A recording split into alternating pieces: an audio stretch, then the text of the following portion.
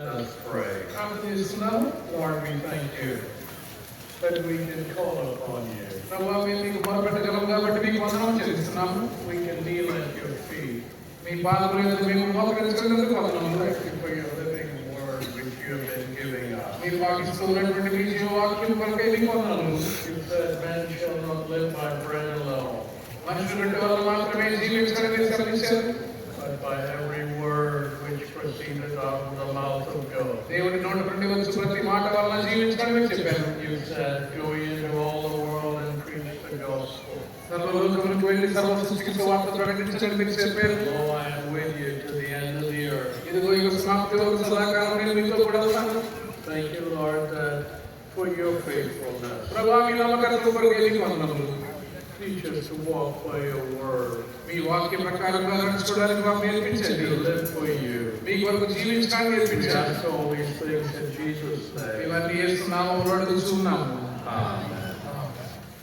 Matthew chapter 5. Verse 10.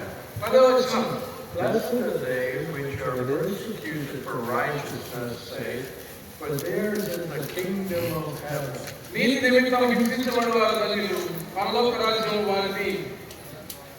Blessed are ye when men shall revive you, persecute you, and say all manner of evil against you falsely.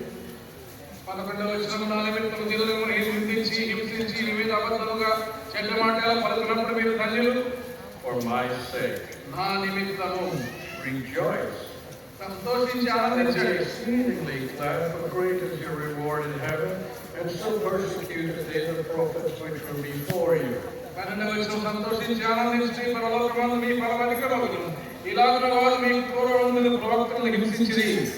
Blessed are they which are persecuted for righteousness, for theirs is the kingdom of heaven. Are we inheritors of God's kingdom? Now, during the message, no walking around. Ushers, please make no comment.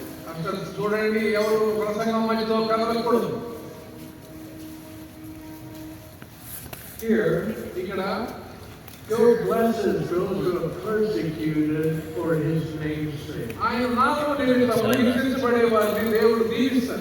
We want an easy life. Easy Christians, that's the thing. Easy Christianity. No battles to face. And that's what we like. That's not what Jesus said.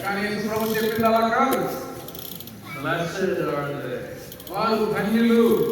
Are they which are persecuted for righteousness? Look at that. We don't like persecution. We run from persecution. If a friend says, laughs at you, because you carry a Bible, oh, you shy away. No.